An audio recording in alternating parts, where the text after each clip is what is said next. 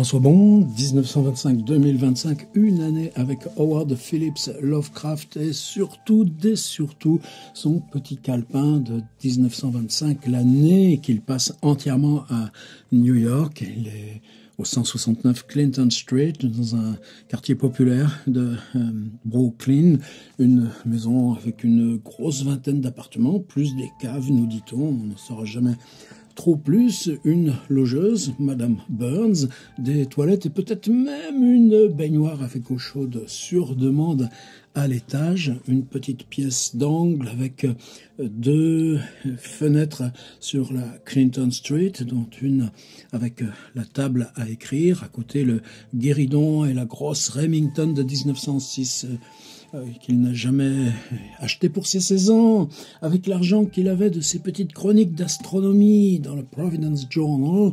Il n'a jamais voulu la changer, même si les modèles désormais sont beaucoup plus silencieux, beaucoup plus perfectionnés, et se désintéresse globalement de la dactylographie. Sauf à exception ou obligation, heureusement il y en aura encore pas mal. L'autre fenêtre donne sur la rue perpendiculaire du bloc. Là, il a sa Morris Chair, c'est ces chaises avec accoudoir, appuie-tête, un petit repose-pied, en l'occurrence un prie-dieu qui vient de la vieille maison du grand-père, une possession de sa mère qui lui est chère. C'est la position de nuit au milieu de la pièce. Une grande table où il y a tout le bazar, des livres, des lettres reçues, des fournitures pour les lettres à envoyer, un globe terrestre comme au-dessus des bibliothèques vitrées qui lui viennent aussi du grand-père. Il y a un buste de Milton. On a aussi la liste de ses usuels, parce qu'une bibliothèque d'auteur, c'est pas une bibliothèque complètement de lecteurs. Il y a l'Encyclopédia Britannica, il y a toute une série de dictionnaires, 3-4 dictionnaires, dont un de synonymes, un de généalogie, un de mythologie. Sa boîte à outils, c'est un lieu de travail. Et puis un canapé, est-ce qu'on peut même le déplier? Probablement, puisque là, Sonia, son épouse depuis le mois de mai 1924, mais beaucoup absente depuis novembre, et qu'elle a dû renoncer à la boutique de chapeaux lancée l'été dernier sur la 5e avenue, qui a englouti toutes les économies du couple, enfin ses économies à elle, disons, pour être plus rigoureux, et puis les ennuis de santé qui n'ont jamais cessé depuis lors. Un travail à Cincinnati dans l'hiver qu'elle a dû arrêter pour ces mêmes raisons. Et là, un séjour d'un bon mois à Saratoga, une ville au-dessus d'Albany, donc Boston, Albany, et là dans le Vermont, une ville thermale où apparemment elle a repris des forces, mais il y a surtout la nécessité de reprendre un travail. C'est ce qu'elle va faire. Elle est apparemment en discussion avec une de ces nouvelles chaînes de grands magasins, toujours dans ce travail d'acheteuse pour les collections de mode, de nouveautés et spécialités. Chapeau, elle repartira dans quelques semaines à Cleveland, mais là, le couple cohabite et chaque étape de cohabitation semble... on a l'impression que ça change jamais, là, dans mes petites vidéos, de jour le jour. Ben oui, mais justement, de mois en mois, on s'aperçoit que la conscience intérieure que Lovecraft a de son travail, de ce qu'il doit à son travail, change. Et évidemment, on travaille toujours à tâtons, puisque, par exemple, là, entre le 8 juin et le 6 juillet, les lettres à la famille, on a la trace là qu'il écrit tour à tour à Lillian Clark, à Annie Gamwell, mais toutes ces lettres pendant presque plus de 30 jours. Là, on va être obligé, encore une fois, d'aller à tâtons, en funambule, alors que ces notes, précisément, dans le petit calepin, sont faites pour rédiger ce journal beaucoup plus détaillé qui a valeur pour lui de mémoire, au sens des mémoires de Saint-Simon et d'autres, ou de la relation de Boswell à Johnson, être son propre Boswell à soi-même, vous croyez?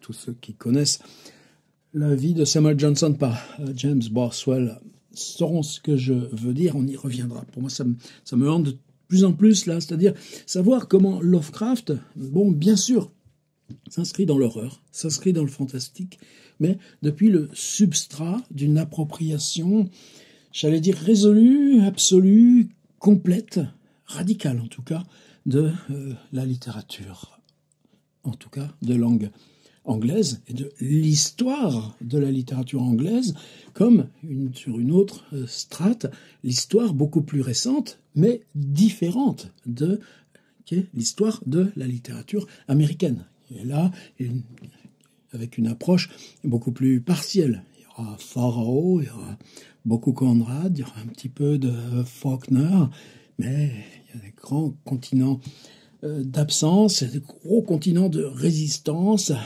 Gertrude Stein connaît pas, alors que Art Crane connaîtra. Côté anglais, Virginia Woolf, tout ça ne connaît pas, alors que tout l'engouement de cette jeune génération, c'est les gens qui viennent à Lovecraft avec respect, eux, c'est qui? La grande idole, Marcel Proust. Et Lovecraft devra bien répondre que oui, Proust est le plus grand. Alors, vous qui êtes Lovecraftien, c'est pas perdre de temps que de se reprendre un petit bon shoot de Proust là pendant quelques semaines. L'été est toujours favorable à la lecture de Marcel Proust, toujours poursuivre l'engouement de ces jeunes gens. Ouais, mais c'est plus compliqué que ça. Voilà, c'est nous, c'est tout ce qu'on essaye là de dépatouiller au jour le jour. C'est pas simple, mais ça vaut le coup. Pourquoi ? Ça vaut le coup pour ce qu'on a, nous, à régler dans dans ces conditions, y compris, pas parler de moi, mais tous de jeunes auteurs, de jeunes copains. Est-ce que tu quittes ton boulot? Est-ce que tu le quittes pas? Est-ce que tu es prof? Est-ce que tu n'es pas prof? Comment t'assumes la précarité? Est-ce que tu te mets au RSA? Ou est-ce que, etc., etc., etc. Et tout ça, ça travaille. Et puis de l'autre côté, la grande ombre noire. On va en parler aujourd'hui, que dans un monde en 1925, où même si les positions dominantes restent celles d'une société de ségrégation, aussi bien par le fric que par le genre, la ségrégation homme-femme, et évidemment la ségrégation raciale, avec plusieurs étages, par exemple les Premières Nations et la vision folklorique qu'on en a, ça passe souvent dans le Times, même si j'en ai pas fait un marqueur là de premier plan, mais la ségrégation raciale envers les Noirs des USA, Lovecraft tombera là dans les comportements, les paroles, les discours les plus inqualifiables. C'est pas des erreurs de jeunesse, on en parle. Alors aujourd'hui, on est le 12 juin, ordi, 12 juin, eux sont le vendredi, et nous on est jeudi, il y a toujours une journée d'écart, je le rappelle, à chaque fois vous devez en avoir marre. Cette fois on a quelque chose au sang. Hier, jeudi, on avait une ligne et demie, et j'ai dit mais on dirait qu'il boude parce que Sonia est revenue, il peut plus rien faire, il n'y a plus le mot right. Il se lève à midi alors qu'elle a dû partir sur Manhattan beaucoup plus tôt. Happy early SH leave. Là, non, elle est partie, mais il fait comme si elle n'existait pas. Levé à midi, stay in. Non, je bouge pas de la chambre. Tout le jour, all day. Et quand elle revient, puisqu'elle revient en général à moins, évidemment, tout ça, on n'a pas vérification. C'est que Sonia va aussi chez sa fille, qui habite Brooklyn, je crois aussi, mais dans un autre quartier assez loin, et les relations de la jeune femme de 22 ans, je crois, avec celui qui a épousé sa mère, c'est certainement pas quelque chose de décontracté. Elle se demande bien ce qu'elle fait avec cette espèce d'épouvantail qui parle de façon aussi compassée, qui n'arrête pas de grossir depuis qu'il est marié, qui parle avec une voix très haut perchée et de grands éclats de rire, et ne s'intéresse qu'à la littérature exclusivement. Donc si Sonia, là, après Saratoga, a voulu prendre la journée pour aller retrouver sa fille et rester avec elle le soir, on n'en saura strictement rien. Il va dormir à 1h du matin, ce qui est pour nous se coucher avec les poules new-yorkaises. Ce 12, et là on se rattrape, il y a 3, 5, il y a 8 lignes, elles sont toutes compressées Up Early se lève de bonne heure, donc cette fois c'est sur le rythme de Sonia. Read, ben oui, toujours ce truc, c'est se dire, si on vit dans cette promiscuité, comment on construit le risque solitaire de l'écriture? On y arrive, évidemment qu'on y arrive. Évidemment même que ça peut être sur le très long terme qu'on y arrive et qu'on sait construire de la façon la plus haute, j'espère. C'est simple, c'est jamais simple. Et write, oui, le mot write arrive, mais letter for SH. Alors, Lovecraft souvent interfère avec les démarches professionnelles de Sonia. Des fois aussi bien, c'est se relever les manches, et puis quand il y a eu l'installation de la boutique de chapeaux à 5e avenue, il fallait bien poser les étagères, il fallait bien installer les tapis, il fallait bien trouver les rangements pour les stocks, les cartons, et probablement aussi faire un peu les livres de compta. Il n'a jamais craché là-dessus. Et en 1928, quand elle va cette fois à Brooklyn retenter l'expérience de la boutique personnelle, alors même qu'ils sont séparés, il va revenir avec elle pour l'aider.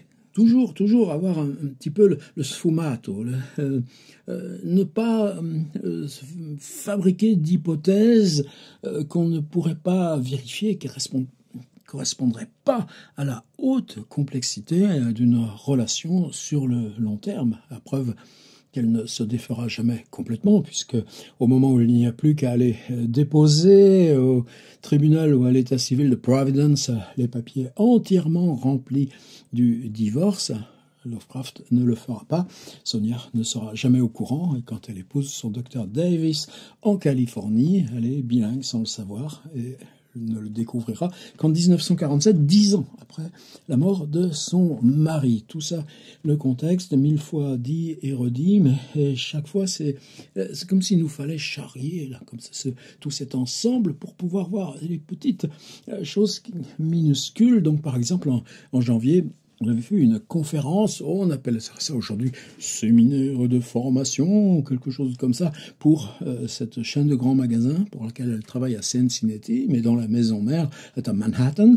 Et c'est Lovecraft qui la dactylographie, qui la révise, peut-être probablement qui la complète. Alors là, Write Letter for SH, on aura ça la semaine prochaine aussi, quand elle reviendra la première fois, dans quelques semaines. Quand elle reviendra pour la première fois de Cleveland, elle aura encore aussi un autre document. Est-ce que c'est un genre d'audit? Est-ce que c'est dire, tiens, quelle modification faudrait apporter là, à l'organigramme de son nouvel employeur? En tout cas, Lovecraft le fera avec elle. Là, Write Letter for SH, ne pas oublier que tous ces jours, il était, on l'a vu, mettre au point le United Amateur, en tout cas toute cette semaine, si je reprends le Sgt. Happy Early, Walk on You Hey, Walk on You Hey, Walk on You Hey. Avant, c'était cet article sur John Ravener Ballen qui sera publié aussi dans le United Amateurs.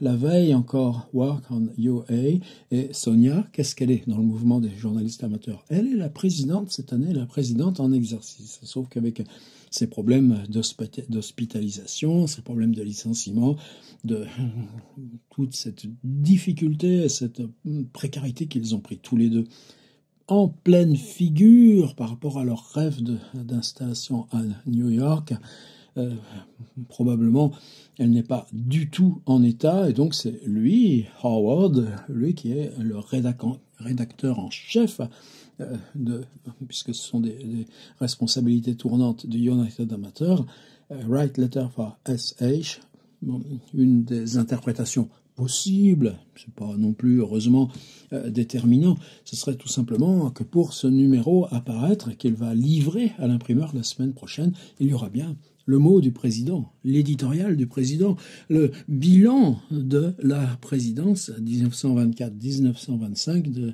l'association United Amateurs. Pour moi, ce serait l'explication la plus probable. Puis, vous savez, le sérieux avec lequel il le fait. On se remet à lire, et Sonia était là. C'est Write Letter for SH, c'est en sa présence, et c'est Out with SH. Donc, est-ce qu'on est en début d'après-midi? Il l'accompagne au métro, Donc, est-ce qu'elle va justement encore une fois à Manhattan? Ils font des courses. Alors, je pense qu'ils font les courses ensemble. C'est que Lovecraft, c'est un bout de pain dans la boîte en fer blanc contre les souris.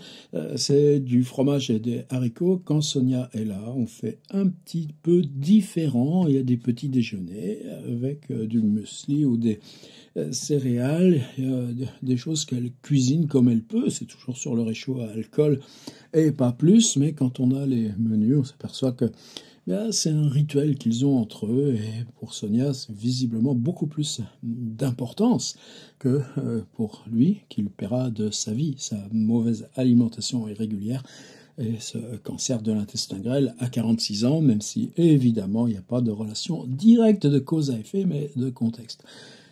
Et là, lui remonte, et il va continuer à lire. Je rappelle qu'il est depuis quelques jours dans Conrad, encore le 8 juin, donc le mardi, Wright Lillian Clark. La lettre qu'il envoie à sa tante Lillian, c'est l'enthousiasme d'avoir lu Lord Jim, et il lui répète quel livre de Conrad il va maintenant continuer à lire après avoir lu Lord Jim, que lui avait tant recommandé Belknap Long. Donc, il y avait aussi avant-hier de revenir ici, dans ce Francis Marion Ranford, avec un classique de l'horreur, Upper Berth, un livre qui sera un des points là d'ancrage là de son essai, là, pour lequel il prend tant de notes, probablement, de pré-rédaction, qui deviendra épouvante et surnaturelle en littérature. Alors, est-ce qu'il continue Francis Marion Ranford? On ne sait pas, c'est pas précisé. Si on avait la lettre à Liliane ou Hani Gamwell qu'il postera la semaine prochaine, le 16, on le saurait, mais ça encore, pareil, je ne veux pas répéter toute la cruauté de cette perte, puisque ces petits sauts de puce qu'on fait tout d'un coup, on sait tout, là, au détail près, parce que c'est raconté à Liliane ou Hani, et puis ensuite, eh bien, ça disparaît, vous voyez, le 12, justement, quand il a son moment, et c'est ça aussi important, c'est quoi écrire? C'est pour les vieilles tantes, c'est pour un coup Liliane à Kohani, ou c'est simplement... Je m'assois, je suis à ma table de travail, j'ai mes feuilles. Des fois, il rouspète parce que son ami George Kirk lui a récupéré une grosse rame de papier, mais c'est du papier administratif, un peu rugueux, et qui n'est pas au même format que ce dont il est habitué. Tu écris sur des pages de papier de commerce ou de compta, mais au moins, il en a une ramette, et il dit, ouais, avec ça, j'ai de quoi écrire 1 an ou 2 ans, même, je ne sais même pas si c'est pas plus, mais pour lui, c'est une économie qui n'est pas mineure. Donc je crois que le moment où se dire, c'est sur ta table, tu reprends ça, et quand on a ces petites barres obliques, là, ça veut dire, je reprends ce dont je parlais hier, je continue, et là, je vais vous raconter ma journée d'hier. Et un moment comme ça de retour sur soi-même, en reprenant, là, au détail près, ce qui est le rapport à soi-même. Et ça, on l'a dans la correspondance avec les tantes. Et évidemment, c'est là le rôle du petit agenda. Mais nous, là, on n'a pas... Alors, out, donc, right, c'est juste pour dire que c'est pas l'obligation d'écrire à sa tante. C'est pas pour soutenir les 2 vieilles dames qui vivent à Providence et qui, avec leurs amis et leurs occupations, ont largement de quoi faire, chacune veuve de son côté, mais qui habitent à 300 mètres l'une de l'autre vers Waterman Street. Vous savez qu'ensuite, quand il reviendra à Providence en 1926, il trouvera une chambre à la Barnes Street où il cohabitera avec Lillian, et quand Lillian décédera en 1931, ce sera College Street, cette fois avec Annie. Donc ce triangle-là, héritier de la famille, reste évidemment la structure principale. Et les grandes choses, Watch Manders, How to Watch Manders. Alors qu'est-ce qu'ils ont mis à réparer? Est-ce que c'est encore des chaises, Est-ce que c'est à cause de la serrure qui a été cassée dans le vol? Bon, il faut aller voir la boutique de ce type qui leur répare quelque chose.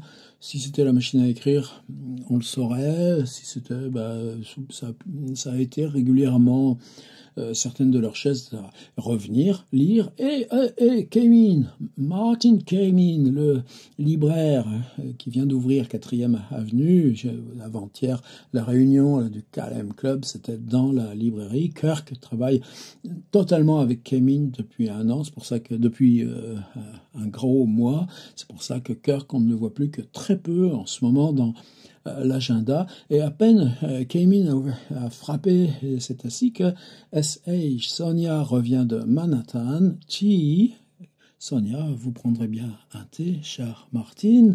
Ils se connaissent puisque de toute façon Sonia connaît l'habitude de fréquenter tous ces gens de Cleveland. On parle de cette librairie, probablement puisque Sonia a l'expérience d'ouvrir une boutique dans Manhattan avec sa boutique de chapeaux. On parlera très concrètement de ces questions-là, du lancement, de la publicité, de la comptabilité, des frais. Et monsieur, une fois que ce sera fini, lui, il viendra laver, vous savez, un petit... C'est quoi? Wash dishes. C'est des petites coupes, là. Il y avait probablement un petit bout de gâteau qui traînait. Peut-être même ils sont descendus acheter au Tiffany et quelques brownies à partager. C'est juste en bas. Et c'est dishes, c'est un petit service de tasses de thé et de petites soucoupes avec un petit plat assorti qui sont de couleur bleue et qu'on a trouvé dans une brocante chinoise près de Flatbush Avenue. Lire et se coucher. Voilà. Il nous reste quoi? Il nous reste maintenant d'aller voir le PDF, puisque si c'était juste ça que je racontais, ce serait pas si intéressant. Qu'est-ce qu'on peut avoir? Dans la lettre à Lillian qu'il a envoyée, le 8, donc il y a 3 jours, avant qu'on ait ce grand silence jusqu'au 6, la tante lui avait demandé, alors, est-ce que tu as des nouvelles, puisque la police était venue, puisque les gars étaient partis à la cloche de bois, mais c'en est où, le cambriolage? Et lui, comment il répond? Non, le grand vol, the great robbery. Jusqu'ici, il n'a pas trouvé de dénouement heureux, même si j'appelle à mon secours les plus belles consolations de la philosophie. Et là, il va nous faire une tartine. Je ne me souviens pas d'avoir jamais attribué l'augmentation de la criminalité à l'influence du cinéma. C'est l'hypothèse de l'attente. Ah, avec tous ces films, tu comprends, il n'y a plus de morale. En fait, je suis certain que vous sous-entendiez une autre critique, puisque affirmation largement répétée. Toi, aujourd'hui, on dirait, ouais, c'est les jeux vidéo, c'est les écrans, c'est les réseaux sociaux. Je suis enfin accepté, mais avec de grandes réserves. Je ne crois pas que les malfrats épuisent plus d'idées, donc dans le cinéma, que dans les romans à 10 sous et leurs suppléments illustrés du dimanche. Je pense plutôt que les causes de l'anarchie sont plus complexes. Population immigrée hétérogène de bas niveau. Boum. Manque d'éducation familiale, inhérent à une civilisation industrialisée. Boum. Manque de sophistication morale due à la croissance des grandes villes. Intéressant. Déclin des superstitions religieuses, lui qui est athée, qui laisse les plébéiens, et non pas les gens comme Lovecraft, les intellectuels, sans code de conduite rigide, et diffusion générale d'une philosophie matérielle et pessimiste, dans laquelle la morale est considérée comme un ornement artificiel, trop fragile pour que les paysans en tiennent compte dans leur quête d'un peu de joie de vivre, etc. Retour à la belle société pastorale comme on a dans le Don Quichotte. Et il continue. Je vous laisse voir le PDF, parce que si vous l'avez pas, le PDF, si ça vous intéresse pas, mon PDF, d'accord, vous avez la vidéo, la vidéo, elle dit pas tout, faut s'inscrire, c'est 20 balles, et là, vous l'aurez, le PDF, chaque matin, et on est au 161e envoi. Il a l'air un peu fatigué, le mec, des fois. Tu sais que, ouais, je crois que quand j'avais fait la grosse bio sur le Rolling Stones, voilà, il y avait ce truc, tu déménages quelque chose d'extrêmement lourd. Je crois que là, c'est encore bien pire. Bon, d'accord, je me suis préparé 10 ans. Mais pour les Stones aussi, je m'étais préparé bien 12 ans avant d'attaquer la réaction. La décadence est le sort commun de toutes les institutions humaines. Nous avons beau protester, nous ne pouvons éviter la loi de la vieillesse et la mort qui a fait tomber dans la poussière l'Égypte, Babylone, Ninive, Tyr, Persépolis, la Grèce, Carthage, Palmyre, Alexandrie, Rome, Bagdad et Cordoue. Nous avons passé le méridien, nous ne pouvons désormais qu'espérer que la destruction ne sera pas trop rapide. Le thème, alors évidemment, qui est aussi chez Spengler, Crépuscule de l'Occident, mais là, il faut le prendre au sérieux. Et c'est parce que je le prends au sérieux que hier, j'ai mis aussi à disposition, dans le dossier, cette lettre à Vernon Shee, John Vernon Shee, qui lui vit à Pittsburgh, qui est étudiant encore, qui date du 4 février 1934. Ça fait 16 pages de manuscrit serré. Moi, en le transcrivant format livre de poche, c'est 50 pages. Et il y a des choses pour moi extraordinaires, par exemple les photos de classe, par exemple les premières lunettes, par exemple Marcel Proust, je viens de voir passer, et la question même des souvenirs conscients ou pas conscients. Par exemple, j'ai vu ma première pièce de théâtre à l'âge de 6 ans. Plus tard, lorsque le cinéma est apparu comme une institution à part entière, il est né en 1890, on en projetait au vaudeville, le vaudeville Keith Richards, non, au vaudeville Keith à Providence, dès 1898 ou 1899. Il a 8 ans, il a 9 ans. C'est la révélation du cinéma. J'y allais avec mes camarades, mais je ne le prenais pas au sérieux. À l'époque des premières projections cinématographiques, mars 1906, là il a 16 ans maintenant, à Providence, j'en savais trop sur la littérature et le théâtre pour ne pas reconnaître le caractère totalement ridicule et sans intérêt des images animées. Pourtant j'y allais, dans le même esprit que lorsque je lisais Nick Carter, Hall King Brady, Frank Reed, dans des romans à 5 cents, évasion, détente. Ces romans d'évasion dont il vient de parler là aussi. Et plus loin dans cette lettre, il revient aussi sur 14 ans, la mort du grand-père. Il a perdu son père quand il avait 8 ans, mais le père était paralysé donc depuis quasiment 5 ans, en agonie au Butler Hospital. Et c'est comment un vieil homme de 14 ans. Et ce truc, cette identification, Grandpa Fairbold, le grand-père, c'est qu'à 14 ans, après la vente, la disparition de la maison, se remettre à vivre dans un appartement, comment réadapter son existence à un appartement exigu, à un nouveau programme domestique, un environnement extérieur médiocre où il ne restait presque rien de familier, continuer à vivre, me semblait une entreprise vaine, maudite, plus de tuteurs, le lycée qui serait probablement d'un ennui mortel, en fait, il sera plus scolarisé. Car on ne pouvait pas être aussi libre et insouciant au lycée qu'on l'avait été pendant les brefs moments, puisque la scolarité est intermittente, passée à l'école voisine, primaire, donc, ou collège, comme on dirait nous, puisque le collège avenue. Oh bon sang! Pourquoi ne pas tout simplement perdre conscience?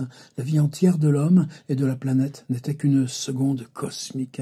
Je ne devais pas manquer grand-chose. Le seul problème était la méthode. Je n'aimais pas les procédés sanglants. Les départs dignes étaient difficiles à trouver. Les poisons vraiment efficaces, difficiles à trouver. Ceux de mon laboratoire de chimie que j'avais installé dans le sous-sol de ma nouvelle maison étaient faibles, douloureux. Les balles éclaboussaient et n'étaient pas fiables, parce que là, ça c'est facile à trouver. La pendaison, ignominieuse. Les poignards, salissants, à moins de pouvoir s'ouvrir le poignet dans un bol d'eau chaude, et même cela avait ses inconvénients, malgré le bon exemple romain. Les chutes d'une falaise, tomber d'une falaise, oh, vraiment... Tomber d'une falaise, oh vraiment, trop vulgaire, compte tenu de l'état probable des restes. Voilà, magnifique passage de Lovecraft sur le suicide. Évidemment, vous avez les 50 pages là dans le dossier. Alors, lire toute cette lettre, elle est dans le dossier, et vous verrez que c'est pour moi totalement impossible. Et là encore, c'est-à-dire qu'on a des choses absolument nécessaires pour approcher Lovecraft, et l'approcher d'une façon si intime. Par exemple, comment construire sa vie de lecteur. Et oui, il y a Saint-Augustin et Marc Aurèle, Cicéron, Horace, Plutarque, Plotin, Hegel, Homère, Butcher et Lang pour l'Odyssée, les traductions. Rabelais figure sur la liste célèbre, même si je n'ai jamais lu un seul mot de lui. Montaigne mérite d'être exploré. Là, il a un Montaigne. Acheté quelques scènes sous sa vélo en janvier. Cervantes devrait être inclus, même si je ne suis pas aussi enthousiaste que certains à son sujet. Dante, ah oui, Dante, l'enfer, en tout cas, doit y être inscrit. Survoler Bacon, ça, on a tout ça aussi dans notre suggestion pour un guide de lecture. Mais ensuite, nigger. Je suis pour un fascisme. Nigger. Décadence, vulgarité, etc. C'est le dossier. Disons que j'accepte là de le mettre en téléchargement. Oui, quand je prends une lettre comme ça, je garde pas les bons morceaux, je garde tout. Mais sachant que c'est toujours avoir pour nous derrière le fantôme tremblant. Tous ses amis, Morton, etc., ont déjà fait le pas. Morton est un grand précurseur de la lutte contre la ségrégation raciale. Et c'est son meilleur ami. La question de l'antisémitisme, Sonia est juive, Loveman est juif, Alfred Galpin, etc. Et malgré ça, il est ancré dans cette espèce de nationalisme. Et là, c'est pas la question de s'adresser aux vieilles tantes, c'est de s'adresser à un jeune type de 20 ans qui est étudiant en philo ou autre. Et quand il apprend qu'il fait des études d'allemand, tu pourrais être candidat comme secrétaire dans l'administration de notre bon ami Adolphe Pion. Et il nous reste quoi? Il nous reste à aller faire un petit tour dans le New York Times. On va le regarder ensemble. Voilà la une. On est donc le 12 juin 1925.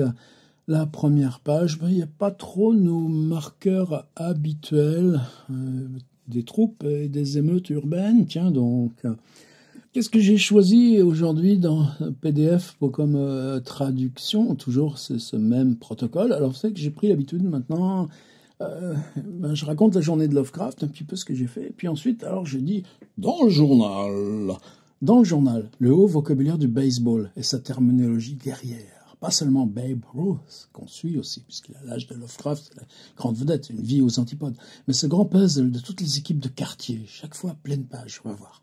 Anniversaire étrange, il y a 5 ans, un crime parfait, parfaite énigme, parfait mystère, on n'a jamais trouvé. Alors, là encore, le journal devient une espèce de petite piste imaginaire, ou bien une autre nouvelle. Pour la première fois, un meurtre commis en avion. On zigouille un type, parce qu'on transporte du blé, et on ouvre la petite porte de l'avion, et plof! Attends, tombe là-dedans, dans les montagnes du Vermont, ou n'importe quoi. Tu crois qu'on le retrouvera, le gars? Ouais. Et en 1935, Agatha Christie propose La mort dans les nuages. Death in the clouds. Ouais, mais c'est 10 ans plus tard. C'est aujourd'hui, le Times dit « Oh, pour la première fois, une nouvelle méthode criminelle est apparue. Tuer quelqu'un dans un avion et le balancer par la porte. » Et un autre article plutôt rigolo aussi, « Fast murder in airplane is reported. 5th anniversary of the Hallwell murder. » Je vous incite, c'est des jolis exercices de lecture et de traduction. Et Alan Harriman, ce serait rien. Il rentre dans un taxi, fait un tonneau, et en faisant un tonneau, pense qu'il était un peu allumé, le gars. Il carburait à quoi, le gars, dans le temps de prohibition, et il avait quoi comme voiture, et il était, tu crois, non pas en excès de vitesse, en pleine vie. Ouais, sauf qu'il y a une jeune femme, lui, il a 26 ans, il rentre là. Sauf que lui, il a 26 ans, et au terme là, du tonneau, c'est une jeune fille de 22 ans qui passait là sur le trottoir, mademoiselle Catherine Schelsberger, fracture du crâne, et il se trouve, simplement que Alan Harriman, son père, est directeur d'une des grandes banques du pays, et donc évidemment ça fait la une du New York Times. Et cette page-là que j'ai prise globalement, c'est la page qui revient quasiment tous les jours, et en tout cas qui se dédouble. Il faut 2 pages le lundi après les matchs du week-end. Les Yankees ont perdu malgré Babe Ruth et puis l'autre à Homer, je sais plus quoi. Les géants sont battus, Giants beaten, et c'est là où on découvre dans ce petit article qui est ici, c'est celui que j'ai traduit, et on trouve comment s'appelle l'équipe de Flatbush, et puis l'autre équipe du quartier d'à côté de New York. Eux, c'est quel nom de guerre ils ont pris, et ce vocabulaire guerrier par le sport, quel plaisir.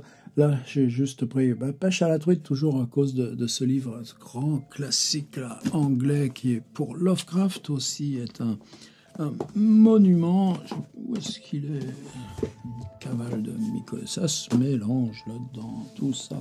À cause de Isaac Walton, Manuel du parfait pêcheur à la ligne, qui est un livre totalement emblématique. C'est quoi? T'as Shakespeare pour la poésie et le théâtre? Ouais, t'as Shakespeare pour tout. L'autre est amont. Chaque fois que je lis Shakespeare, il me semble que je déchiquette la cervelle d'un jaguar. Ouais, mais Isaac Walton, c'est à peine 50 ans après. Et lui, il raconte, dans chaque rivière anglaise, quel paysage, et quelle relation entre le paysage et les poissons, et quelle mouche on peut construire, avec quelles plumes, et quels hameçons et quels fils, pour aller prendre telle variété de poissons. Ça veut dire qu'on ne lit ce livre que pour la rivière qui t'intéresse. Mais lui a écrit globalement, et ce Isaac Walton, c'est la phrase qui absorbe le paysage, le temps, et c'est quoi pêcher à la ligne? Oh, je suis pas un spécialiste, mais c'est simplement la contemplation. Le sous-titre du livre, c'est le divertissement du contemplatif. Donc là, ça, Trout Fishing and Evening Classes, c'est un autre petit clin d'œil anticipatif aussi, puisque là, depuis le cambriolage, Lovecraft est à la recherche d'un costume, et là, je vous raconte pas ce qui va suivre dans les prochains jours, mais la question du costume, elle est là dans la tête. À demain.